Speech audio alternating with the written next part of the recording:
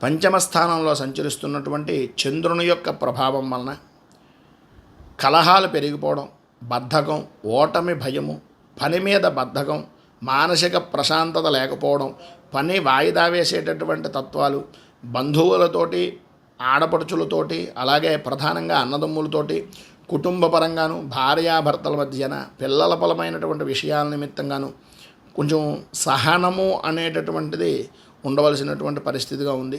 ఇందు గురించి అంటే బంధుమిత్రులతో కానీ, పైన ఉదాహరించినటువంటి వ్యక్తులతో కానీ కలహాలు ఏర్పడేటటువంటి పరిస్థితి, అలాగే సహనంతో కలహాల్లో అంటే దానికి సంబంధించినటువంటి పని అంటే ఎంతవరకు సాధ్యమైనంత వరకు ఓపిక పట్టాలో అంతవరకు ఓపిక పట్టడం అనేటటువంటిది మంచిది. లేనట్లయితే కొంచెం ఆ కలహాలు చిలికి గాలివానగా మారేటటువంటి పరిస్థితులు ఉన్నాయి. పనులు, ఆకార భోజనాలు, ఒత్తిడి, భోజనం లేకపోవడం, నిద్రలేనితనాలు, బాకీలు వసూలు కాక ఇబ్బందికరమైనటువంటి పరిస్థితులు, వెండి వస్తువులు, నూతనపరమైనటువంటి వస్తువులు కొనుగోలు చేయడం, వాటి వలన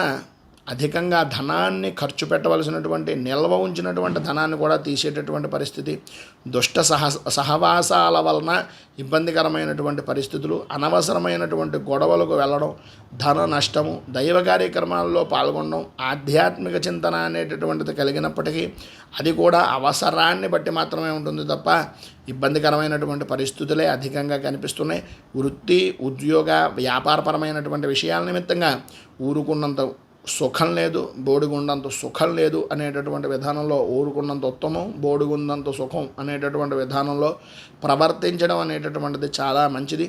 సాధ్యమైనంత వరకు మిమ్మల్ని మాట్లాడితే తప్ప ఎవరితోటి మాట్లాడేటటువంటి ప్రయత్నం కూడా చేయకండి. కొంచెం జాగ్రత్తగా ఉండడానికి ప్రయత్నం చేయండి అని తెలియజేస్తూ,